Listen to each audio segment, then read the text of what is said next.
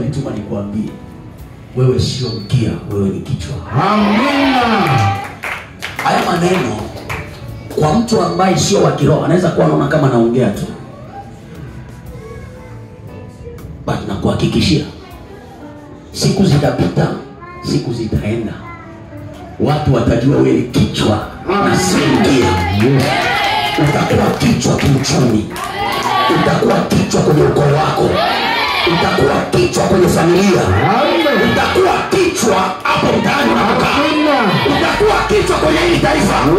Sema nitakuwa kichwa mimi, sema nitakuwa kichwa mimi. Unajua Biblia inaposema mtakuwa vichwa wala mtakuwa mkia, alikuwa anamaanisha tutatangulia. Wewe utakuwa wa kwanza kila kasoro kifo tu. Mabaya na kasoro kifo tu. Kasoro kifo. Ila kwenye maeneo mengine yote utakuwa wa kwanza. Sema mimi nakubwa kabisa. Sema mimi ni kichwa. Mimi ni kichwa. Hata kama sasa hivi mwanangu inawezekana unaonekana kama oya hivi, nataka nikwambie wewe ni kichwa. Sema mimi. Amen. Habari njema nyingine Mungu amenituma nikwambie, wewe ni dhahabu.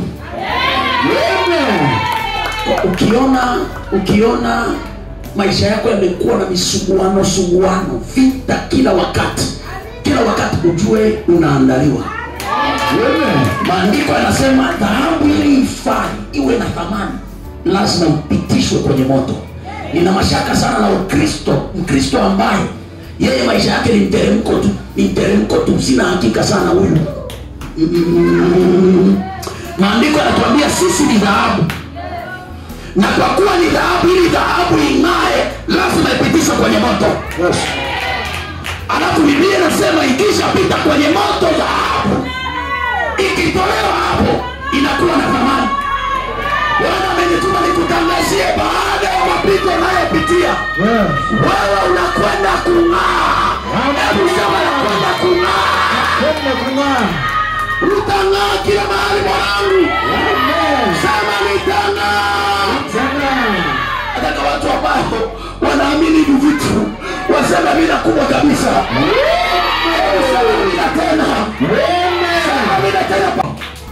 Yesu anawaambia wanafunzi, nitawafanya adui zenu kuwa viti vya kuwekea miguu. Kitabu cha Luka mtu mmoja nisome pale. Angalia, sikiliza. Sema yes. Kitabu cha Luka sura ile ya 20 mstari wa 43. Biblia inasema haraka. Sikiliza, kuna neno hapo.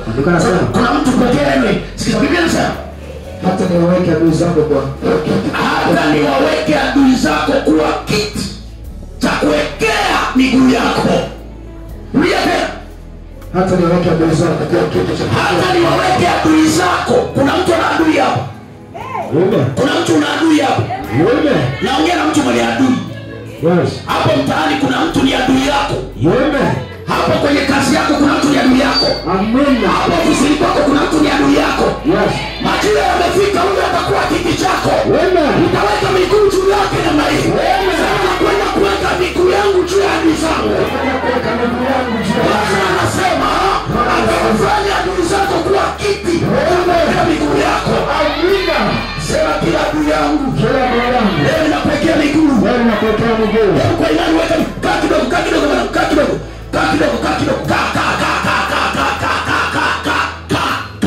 Alafu nyosha miguu yako namna hii. Sema ninaweka miguu juu ya adui zangu katika ulimwengu wa roho. Adui zangu, sikia sauti yangu leo. Ninakuweka kuwa kiti cha kuwekea miguu yangu. Wewe ni kiti changu. Ninakuwekea miguu sasa kwa jina la Yesu. Sema haleluya. Leo wale waliokuwa wanakuinulia midomo wanaongea vibaya juu yako, Bwana anakwenda kuwaweka chini ya miguu yako. Wale walioko kwenye mtaa, unajua kuna wengine umepanga mahali kuna kapangaji kako hapo, na wengine ni wachawi, ni kachawi, kwa kanajifunia uchawi wake. Bwana anakwenda kumweka chini ya miguu yako. Sema amina kubwa kabisa. Najua akikuona utafikiri ameona radi. Atakawa kuna wengine Sema napokea hiyo. Napokea hiyo. Sema napokea huyo. Napokea hiyo. Bwana akupe utisho kwa adui zako. Ukitokea aone kama ni simba imetokea. Kuna mtu umewekwa na simba.